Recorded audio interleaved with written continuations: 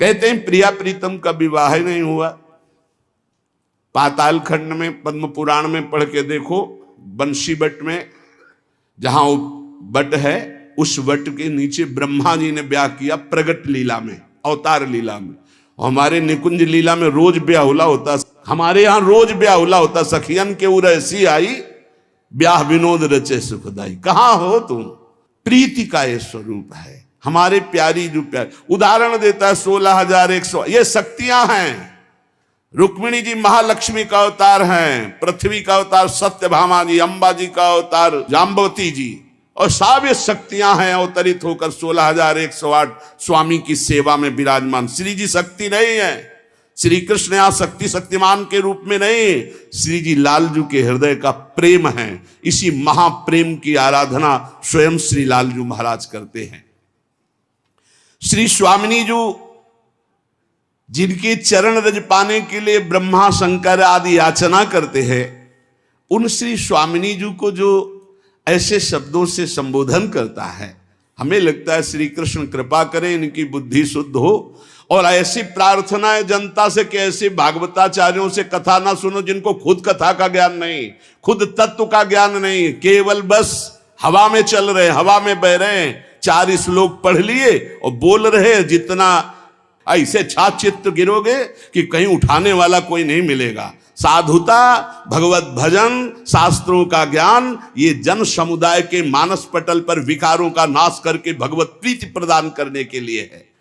ये स्वामी जी महाराज, हरिदास जी महाराज रात दिन प्रिया प्रीतम की सेवा करते, बिहारी बिहारी, इनसे बड़ा वो भागवताचार्य है। ये हरिवंश महाप्रभु, हरिराम व्यास जी, सनातन जी, रूप जी, श्री गोपाल भट्ट जी, बड़े बड़े महापुरुष जो प्रिया प्रीतम को देख रहे हैं, ये अंधा क्या देख पा रहा है? ये देख पा रहा है कि राधा कौन है, कृष्ण कौन है।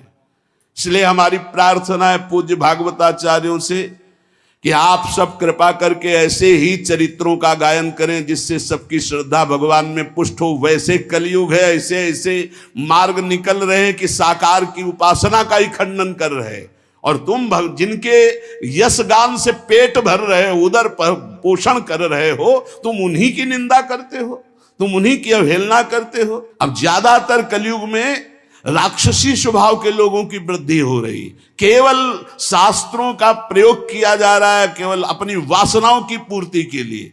अरे शास्त्र हैं माया मल का नाश करके भगवदानंद की प्राप्ति कराने के लिए। बड़े बड़े महापुरुषों ने भगवत चर्चा की है। श्री गदाधर भट्ट जी ने, बड़े बड़े महापुरुष श्री रामचंद्र डोंगरे जी ने, बड़े बड़े महापुरुषों ने, चले एक भी शब्द के मिस्टेक दिखा दो।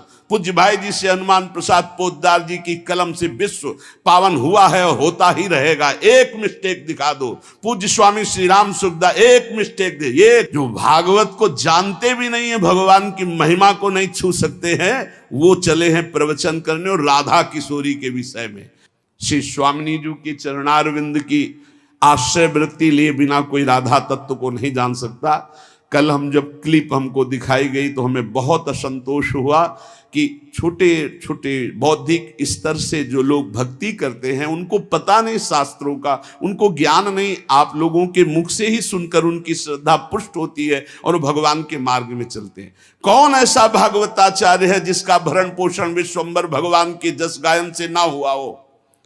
आप उन्हीं की निंदा करोगे, आप उन्हीं की अवहेलना करोगे, आप उन्हीं का इस तरह से बर्ताव करोगे और अपने को तुम कहते हो भागवत प्रवक्ता।